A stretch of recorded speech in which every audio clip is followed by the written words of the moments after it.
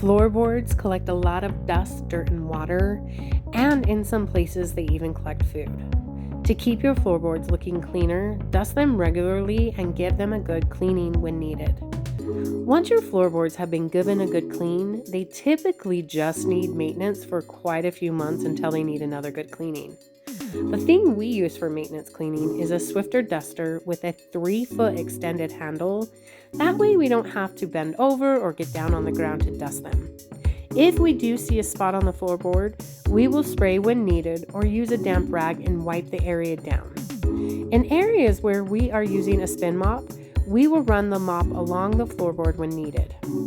Sometimes the loss of paint can affect the look of the floorboards and they may need a fresh coat of paint.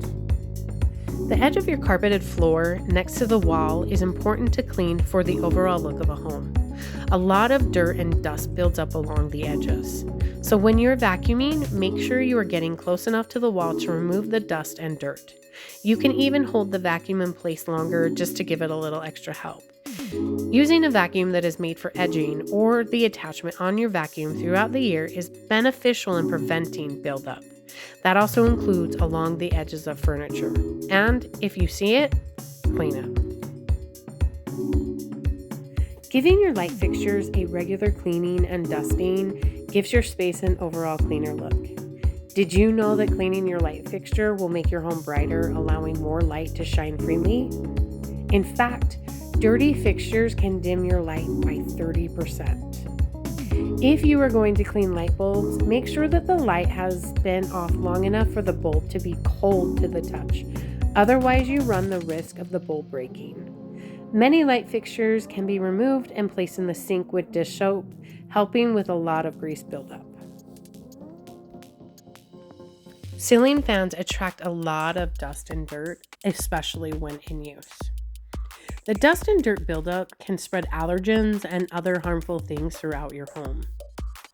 Making sure to clean them when needed and dusted regularly cuts down on the dust buildup and makes your home look and feel cleaner.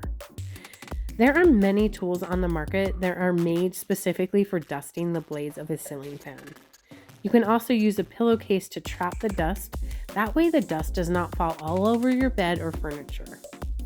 We like to vacuum the room after the blades have been dusted. If needed, the blades can be cleaned with a damp rag to remove dirt or grease. Just make sure you're not leaving any moisture behind to ensure the blades do not warp. The walls of your home play a major role in the overall appearance. When a wall is dirty, the room will look dirty.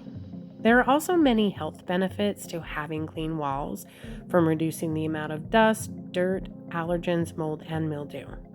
Cleaning your walls can also improve the smell of a room. Our favorite tool to clean walls is an Ocedar spin mop. The spin mop has a long handle so it can reach the ceiling in most homes and can be used as wet or dry as you would like. When it comes to cleaning walls, you want the mop as dry as possible. Start at the top and work your way down. Make sure you're using a cleaner that is pH neutral, and some dish soaps work great. Our favorite is Dawn. Thank you so much for watching. Don't forget to subscribe. Make sure you comment, like, and share, and until next time, have an amazing day.